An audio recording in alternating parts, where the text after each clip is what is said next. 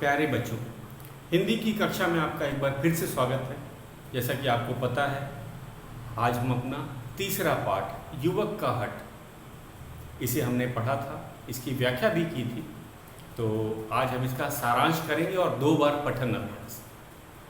पठन अभ्यास मैंने आपको बताया था बहुत ज़रूरी है और ऑनलाइन कक्षाओं में भी इसका हर बच्चे की बारी नहीं आ पाती है पठन अभ्यास के लिए। तो आज हम ये आपका गृह कार्य रहेगा पठन अभ्यास, और कैसे करना है मैं 2 बार इस पाठ का पठन अभ्यास करके आपको बताऊंगा। इससे पहले शुरुआत करते हैं पाठ का सारांश। इस पाठ का क्या सार है उसको एक बार मैं आपको बता देता हूँ। तो ये कहानी है एक युवक की जो काफ़ी हठी था। हठ का अर्थ आपको पता ही है, जिद करना। लेकिन यहाँ पे जो हठ था, वह जो जिद थी वो अपने लिए नहीं थी। ये जो युवक था, साधारण सा दिखने वाला युवक, यह लोगों को, खासकर भारतीयों को चाहता था, वे उनके अधिकारों को बताना चाहता था कि लोगों के क्या अधिकार हैं। उस समय हमारा देश अंग्रेज़ों के शासन के अधीन था और अंग्रेज आपको पता ही है, वे भारतीयों को नीचा समझते थे, उन्हें इज्जत नहीं देते। तो एक घटना घटती है कानपुर स्टेशन। एक जो रेलगाड़ी थी वह यात्रियों से खचाखच भरी हुई थी। गर्मी का दिन था और डब्बे में ज़रा सी भी जगह नहीं थी। कुछ यात्री तो रेल के छत पर चढ़ने लगे, जो कि बहुत खतरनाक होता है। तब एक साधारण सा खादी का कुर्ता पहने एक व्यक्ति वहाँ आता है। उसे इन लोगों की दुर्दशा देखकर बड़ा दुख होता है। वह जानता था कि रेलगाड़ी में और भी डब्बे जोड़े जा सकते हैं ताकि जो यात्री हैं वे आराम से डब्बे के अंदर बैठ करके सफ़र कर सकें, आराम से सफ़र कर सकें। लेकिन अंग्रेजी जो शासन था वह भारतीयों की इज्जत नहीं करता था, भारतीयों को हम कहेंगे नीच मानता था। जैसे कि हमारे पाठ में भी लिखा है कि उन्हें नीच समझा जाता था और उसी तरह भेड़ बकरियों की तरह उनके कम डब्बे में ही लोगों को भर दिया जाता। तो इस युवक को बड़ा आश्चर्य हुआ, बुरा भी लगा। वो स्टेशन मास्टर के पास गया। उसने ये बात स्टेशन मास्टर को बताई कि यात्रियों की बहुत बुरी हालत है, आप इस रेलगाड़ी में कुछ डब्बे जोड़ दीजिए ताकि जो लोग हैं वो ढंग से सुविधा से बैठ सकें और सुरक्षित बैठ सकें। क्योंकि कुछ लोग तो रेलगाड़ी के ऊपर डब्बों पे भी बैठे हुए थे, चढ़े हुए थे, जो कि खतरनाक होता।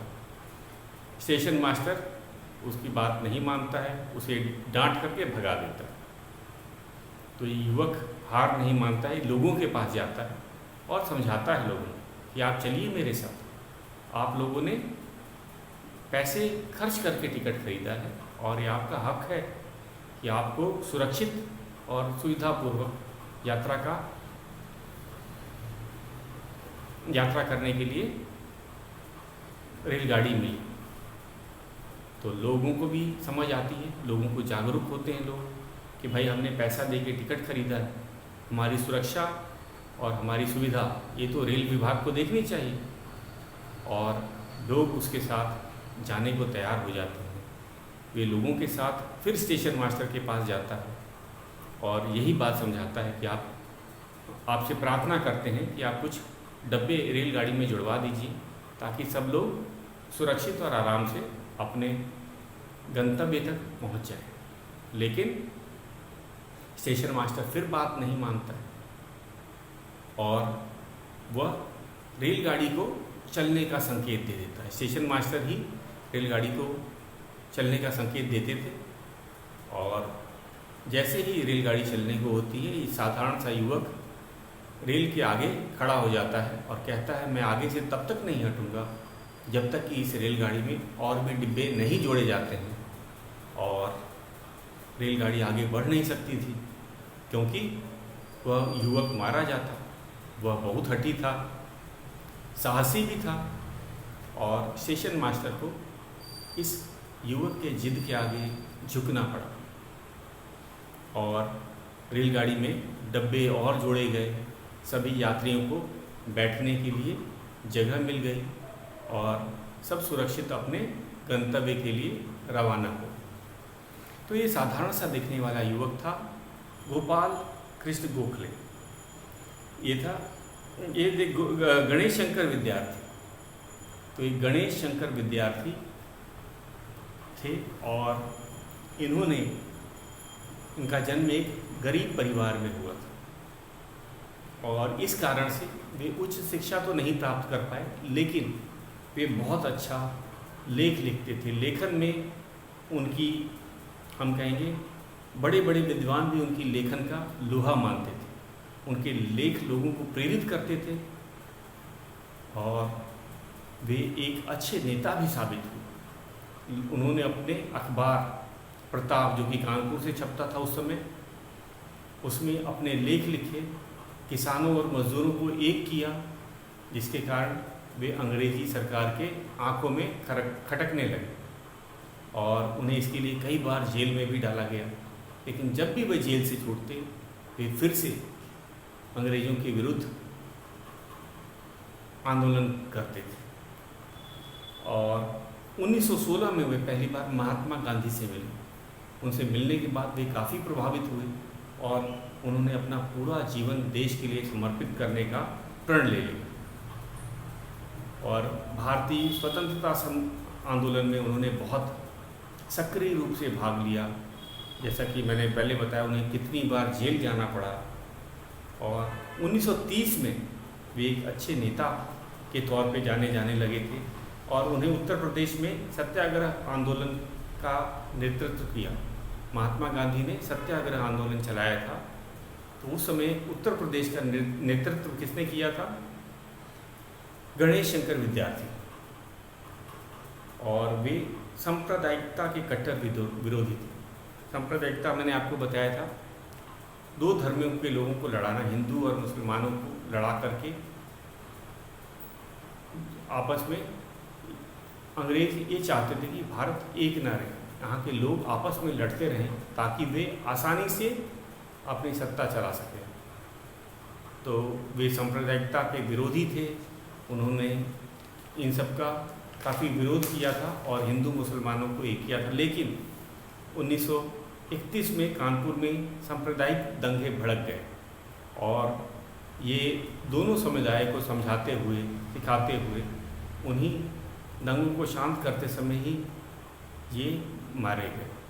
तो इनकी मृत्यु पर महात्मा गांधी ने भी लिखा था, काश मुझे भी ऐसी मौत नसीब होती, ऐसे देशभक्त पर सारे देश को गर्व है। तो महात्मा गांधी तक इनके मृत्यु पर काफ़ी दुखी हुए थे।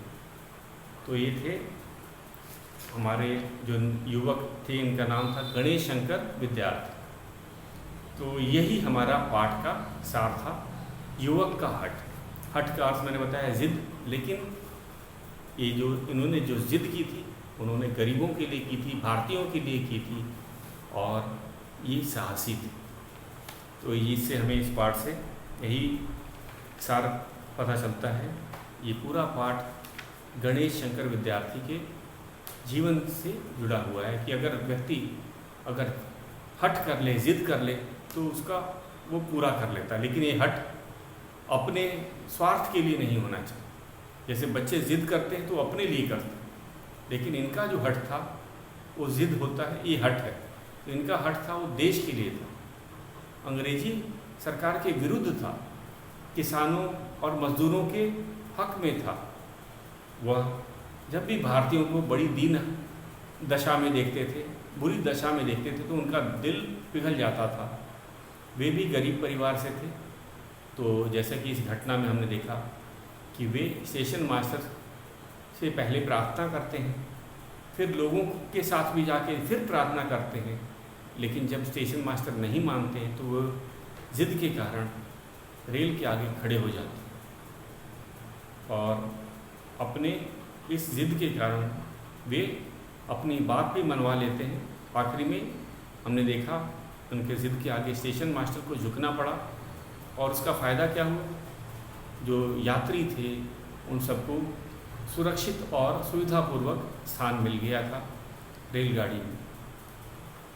तो बच्चों, ये था हमारा छोटा सा पाठ है, पाठ 3 युवक का हट। तो आज हम करेंगे इसका पठन अभ्यास। जैसा कि मैंने आपको बताया था, पठन अभ्यास बहुत ज़रूरी है। खासकर आप जब भी पठन अभ्यास किया जाता है तो आपको अपनी बुक खोल के रखनी चाहिए और जहाँ पढ़ा जा रहा है वहाँ पे ध्यान आपका होना चाहिए। तो सब अपनी बुक खोल लेंगे। हमारा तीसरा पाठ है, आपको पता है, युवक का हट, और मैं इसका एक बार पठन अभ्यास करता हूँ आप लोगों के लिए। 2 बार पठन अभ्यास होगा, तो जो भी कठिन शब्द आए हैं उनका उच्चारण देखना है। संवादों को कैसे पढ़ा जाता है उसको भी ध्यान से देखना है। इसलिए बिना बुक के ये नहीं होगा। आपका बुक हमेशा खुला होना चाहिए जब भी पठन अभ्यास करते हैं। पाठ 3 युवक का हट। उन दिनों भारत पर अंग्रेज़ों का राज्य था। देश आज़ादी के लिए संघर्ष कर रहा था। अंग्रेज़ भारतीयों को अपने से नीचा समझते थे और उनकी कोई इज्जत नहीं करते थे। एक दिन यात्रियों से खचाखच भरी एक रेलगाड़ी कानपुर स्टेशन पर खड़ी थी। गर्मी और धक्का मुक्की के कारण यात्रियों का बुरा हाल था। लोग रेलगाड़ी की छत पर भी सवार थे। उसी समय खादी का कुर्ता पहने एक नवयुवक वहां आया। लोगों की दुर्दशा देखकर वह सीधा स्टेशन मास्टर के पास गया और प्रार्थना की कि यात्रियों की सुविधा के लिए गाड़ी में और डब्बे लगा दिए जाएं। स्टेशन मास्टर ने साधारण से दिखने वाले उस युवक को डांटकर भगा दिया। युवक को क्रोध आ गया। उसने यात्रियों को संबोधित करते हुए कहा, आप सबने पैसा खर्च करके टिकट लिया है। रेलगाड़ी में बैठने की सुविधा करना रेल विभाग की जिम्मेदारी है। आप सब मेरे साथ चलिए। वह युवक यात्रियों की भीड़ को लेकर फिर स्टेशन मास्टर के पास गया और कहा, आप कृपया रेलगाड़ी में और डब्बे जोड़ दीजिए। पर स्टेशन मास्टर ने उसकी बात पर कोई ध्यान न देते हुए गाड़ी को चलने का संकेत दे दी। इंजन ने जैसे ही सीटी बजाई, वह युवक दौड़कर रेल के इंजन के सामने जा खड़ा हुआ और जोर जोर से बोलने लगा, यदि यह रेलगाड़ी बिना और डिब्बे जोड़े आगे बढ़ी तो इसे मेरे ऊपर से गुजरना होगा। नवयुवक के हट के आगे स्टेशन मास्टर को झुकना पड़ा और गाड़ी में दूसरे डब्बे जोड़ दिए गए। अपनी जिद और हिम्मत के आगे स्टेशन मास्टर को झुकाने वाला यह नवयुवक था गणेश शंकर विद्यार्थी। गरीब परिवार में जन्मे होने के कारण गणेश शंकर उच्च शिक्षा प्राप्त न कर सके, परंतु प्रारंभ से ही उनकी रुचि लेखन में थी। बड़े बड़े विद्वान भी उनकी लेखनी का लोहा मानते थे। गणेश शंकर गरीबों के हमदर्द थे। वे तन मन से उनकी सहायता करते थे। उन्होंने कानपुर में प्रताप नामक अखबार निकाला। इसके द्वारा उन्होंने गरीब किसानों और कानपुर के मिल मजदूरों के लिए अंग्रेजी सरकार के विरुद्ध संघर्ष छेड़ दिया। उसकी सच्ची और खरी खरी बातों के कारण अंग्रेज उनके विरुद्ध हो गए। लखनऊ में पहली बार वे 1916 में गांधी जी से मिले और तब से उन्होंने अपना पूरा जीवन देश के लिए समर्पित कर दिया। उन्हें कई बार जेल जाना पड़ा, लेकिन वे राष्ट्रीय आंदोलन में सक्रिय रूप से भाग लेते रहे। 1930 में उन्होंने उत्तर प्रदेश में सत्याग्रह आंदोलन का नेतृत्व किया। वे सांप्रदायिकता के कट्टर विरोधी थे। वे हमेशा सांप्रदायिकता के खिलाफ लड़ते रहे। 1931 में कानपुर में भड़के सांप्रदायिक दंगों को शांत कराते समय ही उनकी मृत्यु हुई। उनकी मृत्यु पर गांधी जी ने कहा था, काश मुझे भी ऐसी मौत नसीब होती, ऐसे देशभक्त पर सारे देश को गर्व है। तो बच्चों, ये था पठन अभ्यास पाठ 3 का। तो हमने देखा इसमें कि कैसे गणेश शंकर विद्यार्थी, जो कि एक स्वतंत्रता सेनानी थे, बचपन से ही वे, उनका शौक लेखन में था। गरीबी के कारण उच्च शिक्षा नहीं प्राप्त किए थे, लेकिन वे लोगों के प्रति उनका, भारतीयों के प्रति उनका जो व्यवहार था, हमेशा उनके लिए लड़ने के लिए वे हमेशा तैयार रहते थे। चाहे उन्होंने अपने प्रताप अखबार के से उनका साथ दिया, या फिर वे, जैसे कानपुर स्टेशन की जो घटना थी, उससे भी हमें पता चलता है कि वे दूसरों के लिए वे लड़ने के लिए सदा तैयार रहते थे। तो ये है हमारा तीसरा पाठ। मैं इसका एक बार और पठन अभ्यास करूँगा, उसके बाद हम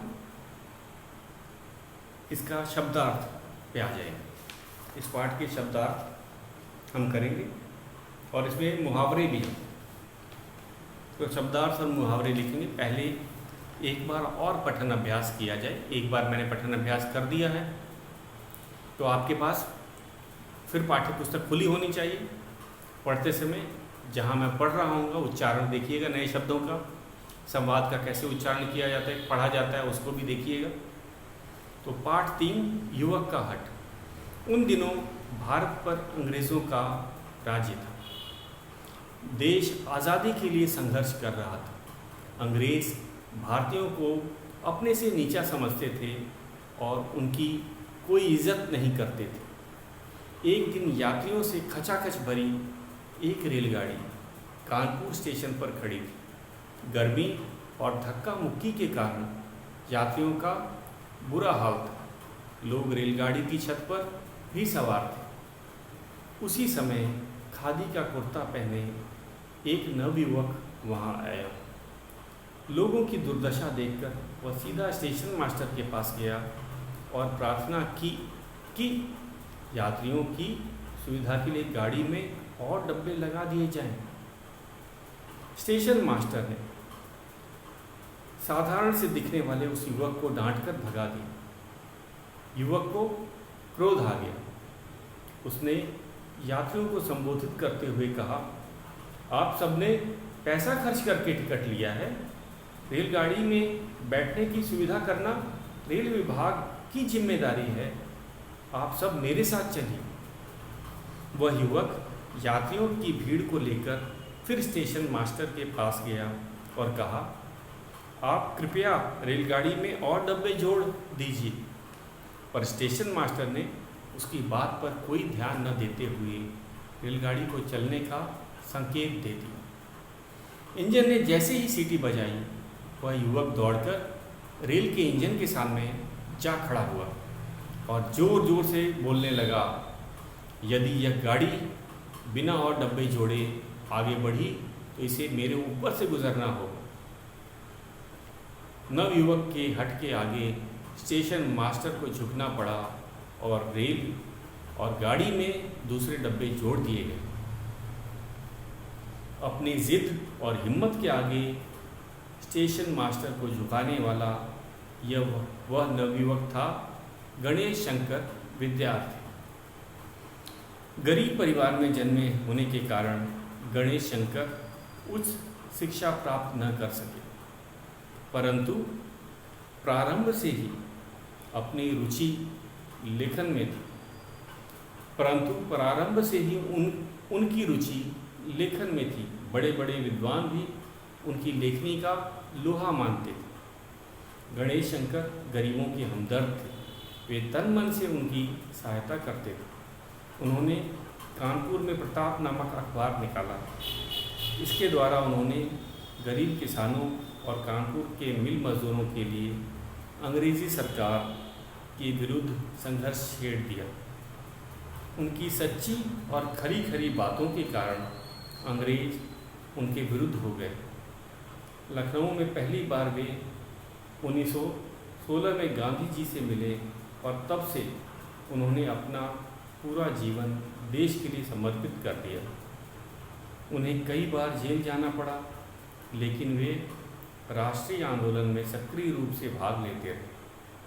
1930 में उन्होंने उत्तर प्रदेश में सत्याग्रह आंदोलन का नेतृत्व किया। वे सांप्रदायिकता के कट्टर विरोधी थे। वे हमेशा सांप्रदायिकता के खिलाफ लड़ते रहे। 1931 में कानपुर में भड़के सांप्रदायिक दंगों को शांत करते समय ही उनकी मृत्यु हो गई। उनकी मृत्यु पर गांधी जी ने कहा था, काश मुझे भी ऐसी मौत नसीब होती। ऐसे देशभक्त पर सारे देश को गर्व है। तो बच्चों, ये था हमारा तीसरा पाठ का 2 बार हमने पठन अभ्यास किया। तो आज का गृह कार्य आपको पता ही है, पठन अभ्यास आपको भी 2 बार करना है। आपने इसका सुलेख लेखन तो लिख ही लिया होगा इस पाठ का, और पाठ से संबंधित एक चित्र बनाना था तो आप रेलगाड़ी बना सकते हैं, उसमें रंग भी भरना होगा आपको। और आज हम चलेंगे शब्दार्थ, पाठ 3 के शब्दार्थ और मुहावरे। इस पाठ में दोनों आए हैं, हमारे पास शब्दार्थ भी हैं और मुहावरे भी। तो आज उन्हीं को हम करेंगे।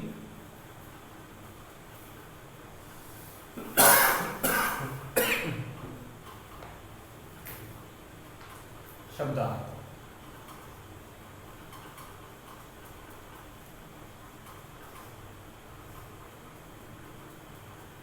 पहला है संघर्ष। ये नया शब्द आपको है, संघर्ष।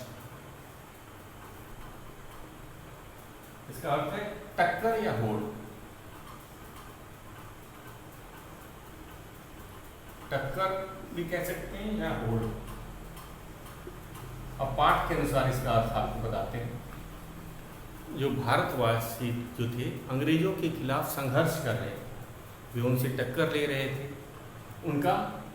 उनसे होड़ लगा रखे थे, क्योंकि वे भारतीयों पे ढंग से शासन नहीं कर रहे थे, वे भारतीयों के साथ भेदभाव कर रहे थे। तो इस कारण से भारतीयों का लगातार अंग्रेजों के साथ संघर्ष हो रहा, चाहे हर दिशा में। भारतीय अपने आप को आज़ाद चाहते थे, वे अंग्रेज़ों के अधीन नहीं रहना चाहते। तो उनका संघर्ष, या हम कह सकते हैं टक्कर या होड़ लेना। जैसे प्रतिद्वंदी जो होते हैं आपस में टक्कर लेते हैं या होड़ लेते हैं, उसी को संघर्ष भी कहा जाता है। तो संघर्ष कुछ नहीं है, टक्कर या होड़ है पाठ के अनुसार। तो ये किसके बीच में संघर्ष चल रहा था पाठ में? अंग्रेज़ों के बीच और भारतीयों के बीच। अंग्रेज़ भारतीयों को आज़ादी नहीं देना चाहते थे और भारतीय उनसे आज़ादी लेना चाहते थे। तो इसके कारण से हम कहेंगे आपस में टकराव हो रहा था, होड़ हो रही थी, या फिर संघर्ष हो रहा था। अगला शब्द है हमारा दुर्दशा।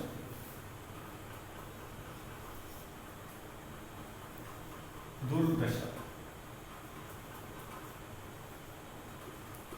जैसा कि पता चलता है ये दुर्दशा 2 शब्दों से बना हुआ है।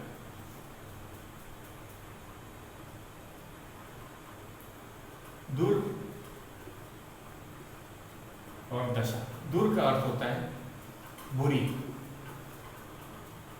बुरी दशा, या फिर हम इसे दुर्दशा, दुर जमा दशा बोल सकते हैं, या फिर बुरी दशा।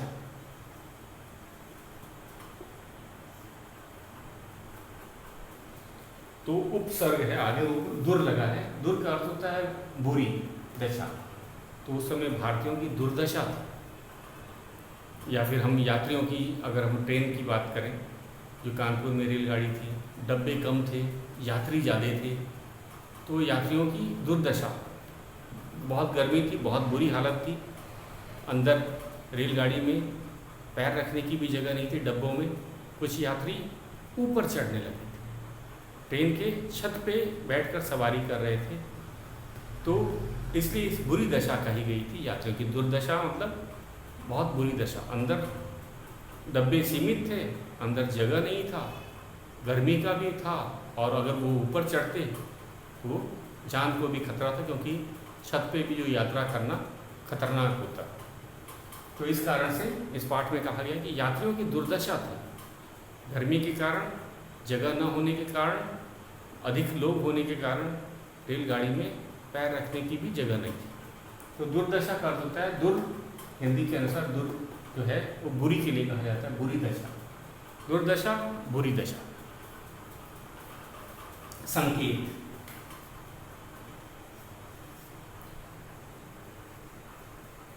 संकेत ये भी नया शब्द है। संकेत का अर्थ है इशारा, इशारा। तो पाठ के अनुसार इस शब्द का अर्थ है, हमने देखा था कि जब गणेश शंकर विद्यार्थी ने प्रार्थना की स्टेशन मास्टर से कि कुछ डब्बों और जोड़ दिए जाए रेलगाड़ी में, ताकि यात्रियों की जो यात्रा है वो सुविधाजनक हो जाए, वे आराम से और सुरक्षित घर जा सकें, अपने गंतव्य तक जा सकें। लेकिन स्टेशन मास्टर ने उनकी बात नहीं सुनी, तो वे दोबारा गए, लोगों के पास गए, उनको जागरूक किया, उनको समझाया कि आपने पैसे दे के टिकट खरीदा है और ये आपका हक है कि आपको सुविधा मिले, सुरक्षा मिले, और ये रेल विभाग को देना चाहिए। और लोगों को लेके फिर वे स्टेशन मास्टर के पास गए। बहुत सारे यात्री आ गए थे उनके साथ। लेकिन हमने देखा कि इसमें स्टेशन मास्टर ने फिर भी उनकी बात नहीं मानी और उन्होंने रेलगाड़ी को चलने का संकेत किया। इशारे से जो रेलगाड़ी का जो चालक था उसको स्टेशन मास्टर ने आगे बढ़ाने का इशारा किया था, संकेत दिया था कि अब आप गाड़ी को आगे बढ़ाएं। तो संकेत का अर्थ होता है इशारा करके अपनी बात दूसरे तक पहुंचाना। तो इशारे में उन्होंने चालक को, रेलगाड़ी को चलाने का संकेत दिया था। तो संकेत का अर्थ होता है इशारा। साधारण चौथा शब्द है हमारा।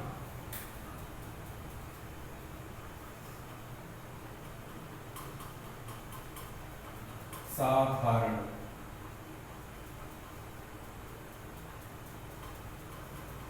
साधारण का अर्थ है आम।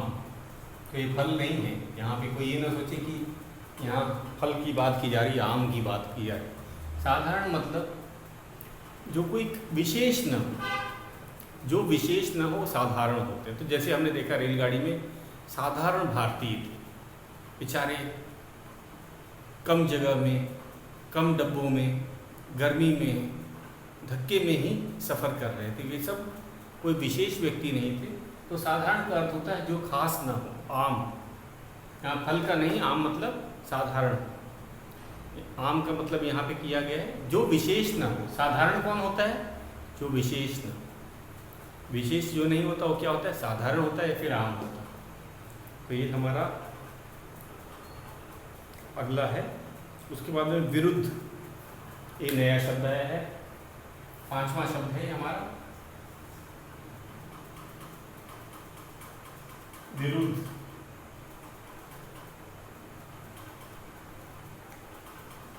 विरुद्ध इसका अर्थ है खिलाफ, खिलाफ।